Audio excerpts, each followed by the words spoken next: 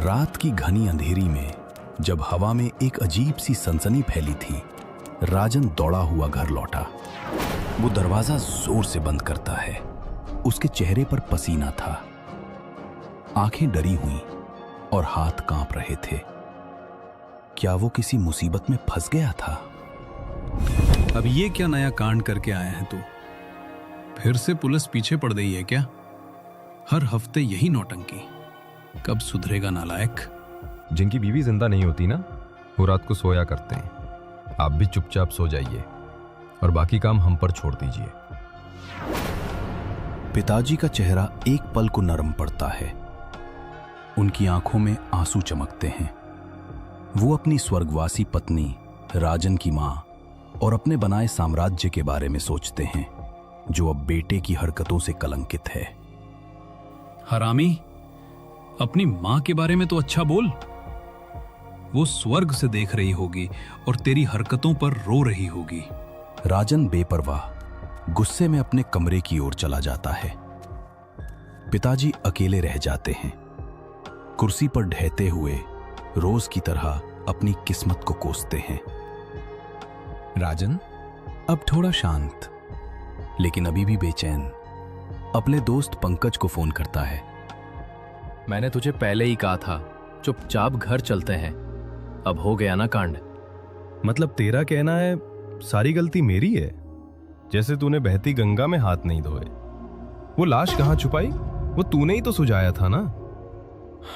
मैंने तुझे पहले ही कहा था ज्यादा हो गई है, लेकिन तेरी ही अंदर की खुजली थी ना।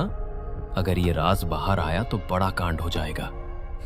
चल टेंशन मत ले, दरोगाजी संभाल लेंगे। इतना पैसा खिलाया है उन्हें, अपना काम कर देंगे। लेकिन अगर फंसा तो अकेला नहीं फंसूंगा, तू भी फंसेगा, समझा? एक बात याद रख, अपना मुंह किसी भी हालत में मत खोलना, समझा? वरना मुझसे बुरा कोई नहीं होगा। राजन फोन काट देता है, बिस्तर पर लेट जाता है, छत को घूरता है। हवा भारी हो जाती है, मानो उनका छुपा राज उन्हें घूर रहा हो। दोनों एक दूसरे पर इल्जाम लगाते रहे थे, लेकिन वो राज क्या था और वो किस चीज के बारे में बात कर रहे थे? किसी हत्या का या कोई भयानक रहस्य? चलो देखते हैं आगे। रात का गहरा सन्नाटा, हवा में एक अजीब सी ठंडक। राजन अपने बिस्तर पर लेटा है, नींद की कोशिश कर रहा है, लेकिन नींद जैसे उसे खा रही हो। कभी कभी किचन से कुछ गिरने की आवाज आती है। बाबूजी, बढ़ती उम्र में सटिया गए हो क्या? चुपचाप सो जाओ और मुझे भी सोने दो। कोई जवाब नहीं आता। राजन फिर से चिल्लाता है, बाबूजी, सुन रहे हो ना? जवाब क्यों नहीं दे रहे हो? जवाब न मिलने पर राजन उठता है और बाबूजी के कमरे की ओर जाता है। बाबूजी के कमरे से जोर जोर से खर्राटों की आवाज आ रही है। वो सोचता है कि बाबूजी सो रहे हैं। तभी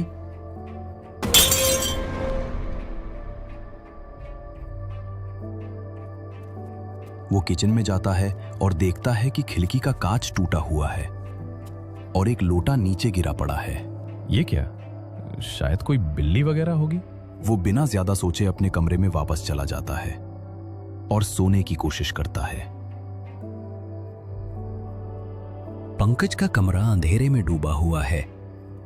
केवल एक टिमटिमाती बल्ब की रोशनी कमरे में बिखरी है। पंकज अपने बिस्तर पर लेटा है, उसकी आंखें खुली, पसीने से तर। नींद जैसे उससे कोसों दूर है। उसका दिमाग उस रात की भयावह घटना में उलझा हुआ है। वो सोचता है, क्या जो हुआ वो सही था या कोई गलती हो गई? ये सब गलत था। कुछ तो गड़बड़ है। वो हमें नहीं छोड़ेगी। उसकी नजर छत पर लगे पंखे पर पड़ती है। पंखा धीरे धीरे घूम रहा है, लेकिन उसकी आवाज असामान्य है, एक अजीब सी खो रही हो।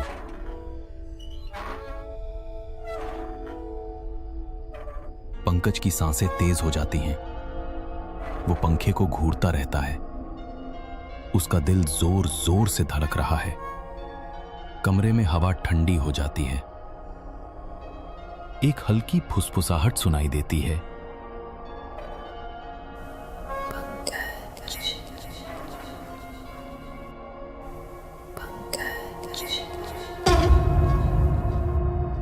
कौन है?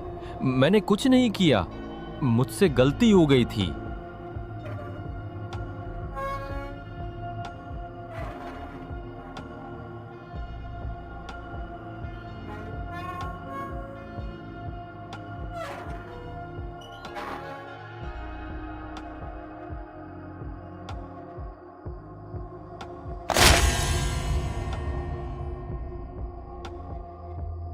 खून की छींटें दीवारों पर बिखर जाती हैं। पंकज की सांसें थम जाती हैं। बारी राजन की है।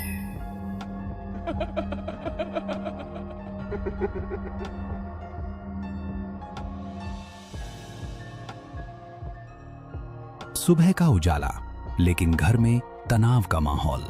राजन नींद से उठता है। उसका चेहरा थका हुआ और परेशान। बाबूजी उसे देखते ही आग बबूला हो जाते हैं। तुम लोगों ने रात को क्या कांड किया था? दरोगा जी सुबह सुबह घर पर आए थे। बोल, क्या किया तूने फिर से? आप अपने काम से काम रखिए। मेरी निजी जिंदगी में दखलंदाजी देने की कोई जरूरत नहीं है। अगर इतना ही मेरा ख्याल रखते तो माँ का भी उतना ही ख्याल रखते। तेरी माँ मेरी वजह से नहीं, तेरी हरकतों की वजह से मरी, समझा? तूने ही उसे मार डाला अपनी ऐसे हरकतों से। आपकी तो ये पुरानी आदत है। अपनी जिम्मेदारी दूसरों के कंधों पर डाल देते हो और दूसरों को दोष देते हो। ये माँ के सामने चलता था, मेरे सामने नहीं चलेगा। अगर इतना ही घमंड है तो मेरे पैसों पर पलना छोड़ दे। खुद कमाकर अपना ख्याल रख। मेरी चिंता करने की कोई जरूरत नहीं। तुम्हारी इसी बकबक की वजह से मैं इस घर में नहीं रुकता।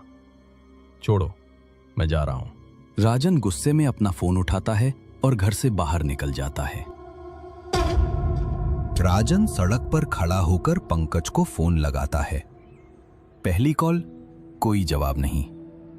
दूसरी कॉल, फिर भी कोई जवाब नहीं। वो बेचैन हो रहा है। तभी उसका फोन बजता है। दरोगा जी का कॉल। तुम जहां हो, जैसे हो, जल्दी से जल्दी पंकज के घर पहुंचो। क्या हुआ दरोगा जी? कोई प्रॉब्लम है क्या?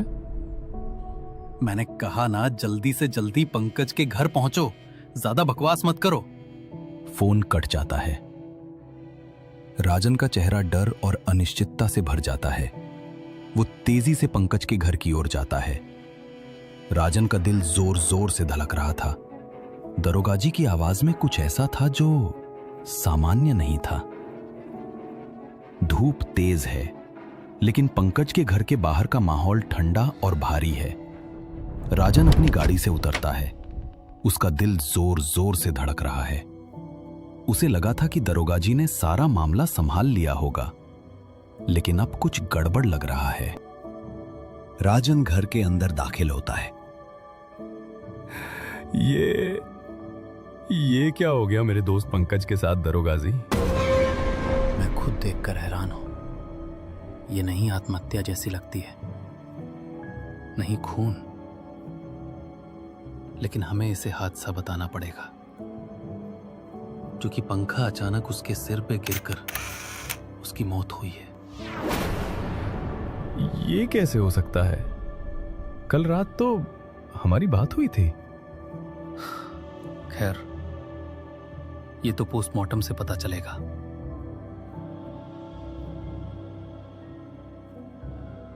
दरोगा जी, आपने उस रात का मामला संभाल लिया है ना? उसका टेंशन मत ले। आज पंकज पर ध्यान दे। हमें पता करना है कि ये कैसे हुआ। राजन पूरा दिन पंकज के क्रियाकर्म में व्यस्त रहता है और थका हारा घर लौटता है। वो अपने बिस्तर पर जाता है। रात गहरी और डरावनी है। राजन बेचैन है, लेकिन जैसे ही वो सोने की कोशिश करता है, तभी किचन से बर्तन गिरने की आवाज फिर से आती है। वो उठता है और चिल्लाता है, ये बाबूजी बुढ़ापे में सटिया गए हैं। रात रात को कुछ न कुछ फेंकते रहते हैं। वो सो जाता है। तभी उसके कानों में एक फुसफुसाहट सुनाई देती है।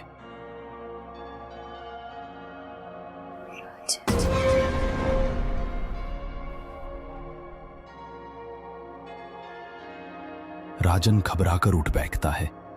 उसका चेहरा सफेद पड़ जाता है। कौन है? सामने आओ।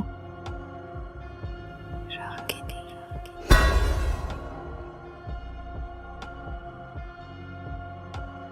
राजन का चेहरा सफेद पड़ जाता है। उसकी आंखें डर से भरी, यादें दिमाग में घूमने लगती हैं। रागिनी, तुम तो मर चुकी हो। ये नहीं हो सकता। अचानक कमरे में हवा तेज हो जाती है। पर्दे उड़ने लगते हैं। एक साड़ी में लिपटी आकृति प्रकट होती है। रागिनी की आत्मा, आंखें लाल, बाल बिखरे, वो राजन की ओर बढ़ती है।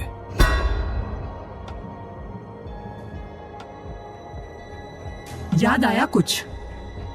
तुम्हें क्या लगा कि तुम बच पाओगे? मतलब? जो हाल पंकज का हुआ वो तुम्हारा भी होगा। तुम जैसे हैवानों को यही सजा मिलनी चाहिए। तुमने मेरी जिंदगी बर्बाद की, मेरी इज्जत लूटी, और अब सोचते हो कि बच जाओगे। ये मेरी गलती नहीं थी। पंकज ने ही मुझे कहा था। वो सब उसी का प्लान था।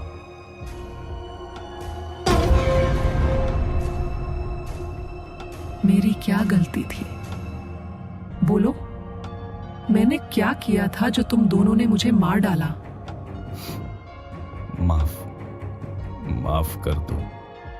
मुझे माफ कर दो रागिनी। मैं गलत था। सुन राजन, उस रात तूने मेरे साथ क्या किया वो मैं तुझे बताती हूं। उस रात तूने मुझे प्यार का झांसा दिया। तेरी बातों में, तेरी झूठी मुस्कान में मैं फंस गई। मैंने सोचा तू मुझसे सच्चा प्यार करता है। लेकिन तूने मुझे गले लगाया और फिर तेरी गंदी हरकतें शुरू हुई। मैंने तुझे रोका, लेकिन तूने मेरी एक ना सुनी। और जब तेरा मन भर गया, तूने मुझे पंकज के हवाले कर दिया जैसे मैं कोई चीज हूं। पंकज ने मेरे साथ जबरदस्ती की। मैं चीखी, मैंने मना किया, लेकिन तुम दोनों हंस रहे थे जैसे मैं कोई इंसान नहीं, बस तुम्हारी हवस का सामान थी। और फिर तुम दोनों ने नशे में मेरे गले को दबा दिया। मेरी चीखें दब गईं, मेरी सांसें रुक गईं। मेरे पेट में पल रहा मेरा बच्चा, तेरा बच्चा राजन, उसकी भी जान ले ली तुमने। तुमने मुझे नहीं, मेरे बेटे को भी मार डाला। राजन की आंखें डर और अपराध बोझ से भर जाती हैं। वो रोते हुए, रागिनी, मैं नहीं जानता था। माफ कर दे, मुझे माफ कर दे। माफ? तुम जैसे हैवानों को माफी नहीं, सजा मिलती है। पंकज को उसकी सजा मिल चुकी है। अब तेरी बारी है राजन। तुम्हें सब पता था। तुमने और पंकज ने मिलकर मुझे मारा, सिर्फ इसलिए कि मैं तुम्हारी हवस का शिकार बन गई थी। अब तू भी उसी दर्द से गुजरेगा, तभी मेरा बदला पूरा होगा। राजन की चीखें गूंजती हैं, लेकिन रागिनी नहीं रुकती। उसके हाथ राजन के गले को पूरी तरह दबा देते हैं। वो तड़पता है और आखिरकार उसकी सांसें थम जाती हैं। रागिनी की आत्मा संतोष से मुस्कुराती है, जैसे न्याय हो गया हो। उसकी आकृति धीरे धीरे गायब हो जाती है। कमरे में सन्नाटा छा जाता है। रागिनी का बदला पूरा हुआ। राजन की मौत के साथ वो राज दफन हो गया। लेकिन सच्चाई ये है कि दुनिया में ऐसी कई महिलाएं हैं जो ऐसी हैवानियत का शिकार होती हैं। बिना किसी वजह के सिर्फ ऐसे पुरुषों की हवस के लिए मार दी जाती हैं। आज भी कई महिलाएं इस तरह की समस्याओं से जूझ रही हैं। हमें जागरूक होना चाहिए और ऐसी घटनाओं को रोकना चाहिए। ये कहानी एक चेतावनी है। हवस का अंत हमेशा विनाश होता है। आपको क्या लगता है? क्या ऐसी घटनाओं को रोकने के लिए हम सबको और जागरूक होने की जरूरत है? अपने विचार कमेंट्स में जरूर साझा करें और इस कहानी पर चर्चा करें। आपकी राय मायने रखती है।